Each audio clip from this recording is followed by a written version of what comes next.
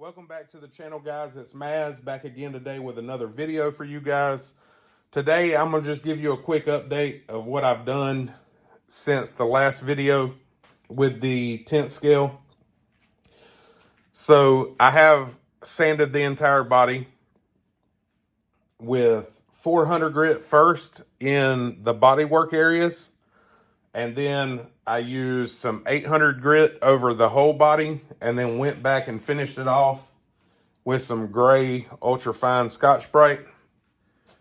That's gotten us back to where we need to put primer back on the body. So I'm going to do this. Let me move this out of the way. I'm going to do this not in a video. So I'm just going to basically tell you, I'm going to go through, reprime this again with some white primer.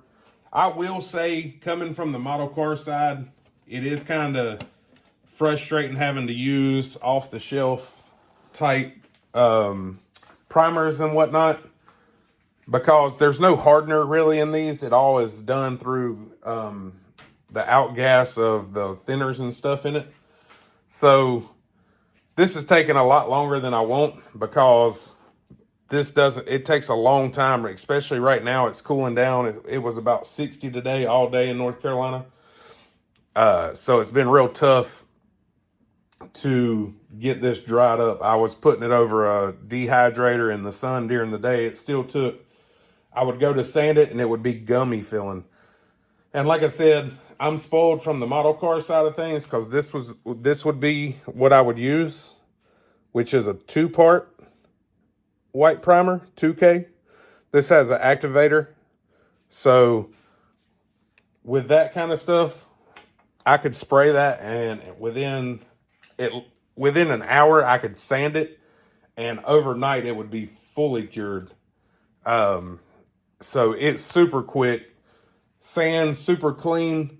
This stuff right here, the Duplicolor, which, like I said, if you're using this stuff at home and doing stuff off the shelf, just normal stuff, not specialty stuff like this, you know, the Duplicolor is not bad. You just have to make sure you give it the proper curing time. It tells you can sand it in 30 minutes. That may be true if it's 90 degrees outside, sun beating down, and you can put the body out there to bake. But I'm not in that position right now, so I'm kind of having to take it slow with this. And I appreciate you guys continuing to support it. I think y'all will be super excited once all the final trim and lights and windows and all that after the paint job's done. Once we get it into color, we're gonna be on the home stretch of this paint job. So I did have to change a few things from the installation of the inner fender wells.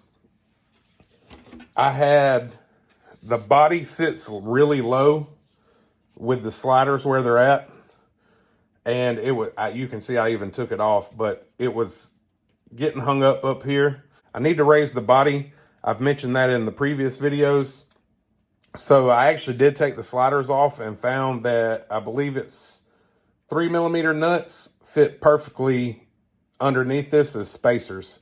So there's a slot there, and they actually go right up in there. So I put 2 in there. I'm going to put 1 more in there before I go to mounting the body and all that. And that'll give us plenty of clearance up here and enough room for our mag mounts.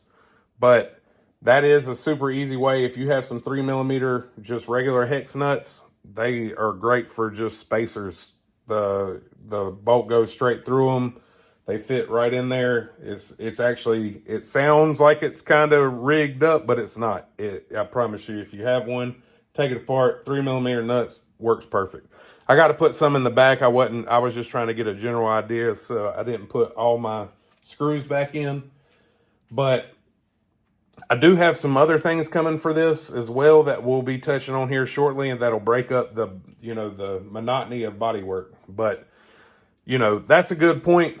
Bodywork is not exciting, and haste makes waste. I promise you. Live by that slogan.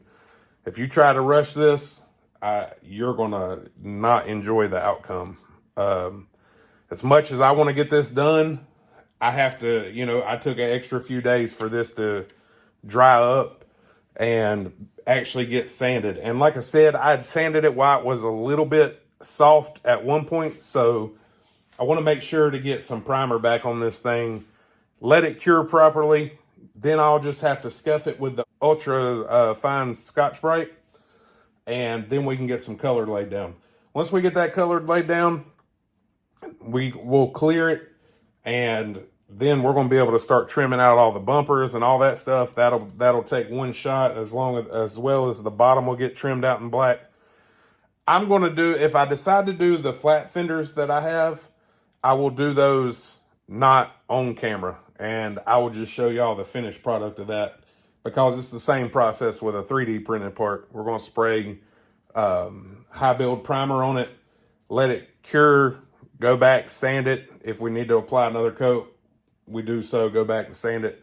Then we'll put it in, you know, trim black. So, like I said, this is just a quick update. I think that's pretty much where I'm at. We will have to trim this front inner fender well a little bit more just to accommodate the headlight buckets.